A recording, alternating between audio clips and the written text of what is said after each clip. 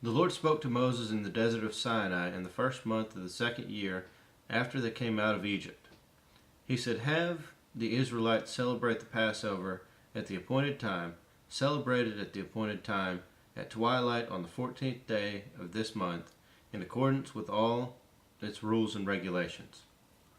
So Moses told the Israelites to celebrate the Passover, and they did so in the desert of Sinai at twilight on the 14th day of the first month. The Israelites did everything just as the Lord commanded Moses. But some of them could not celebrate the Passover on that day because they were ceremonially unclean on account of a dead body. So they came to Moses and Aaron that same day and said to Moses, "We have become unclean because of a dead body, but why should we be kept from presenting the Lord's offerings with the other Israelites at the appointed time?" Moses answered them, "Wait until I find out what the Lord commands concerning you." Then the Lord said to Moses, "Tell the Israelites, when any of you or your descendants are unclean because of a dead body, or are away on a journey, they may still celebrate the Lord's Passover. They are to celebrate it on the 14th day of the second month at twilight. They are to eat a lamb together with unleavened bread and bitter herbs. They must not leave any of it till morning, or break any of the bones.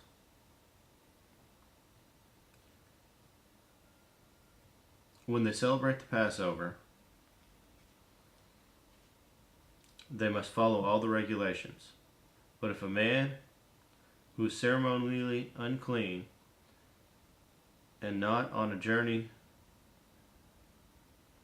fails to celebrate the Passover, that person must be cut off from his people because he did not present the Lord's offering at the appointed time. That man will bear the consequences of his sin. An alien living among you who wants to celebrate the Lord's Passover must do so in accordance with its rules and regulations. You must have the same regulations for the alien and the native born. On the day the tabernacle, the tent of the testimony, was set up, the cloud covered it. From evening till morning, the cloud above the tabernacle looked like fire. That is how it continued to be. The cloud covered it, and at night it looked like fire. Whenever the cloud lifted from above the tent, the Israelites set out. Wherever the cloud settled, the Israelites encamped.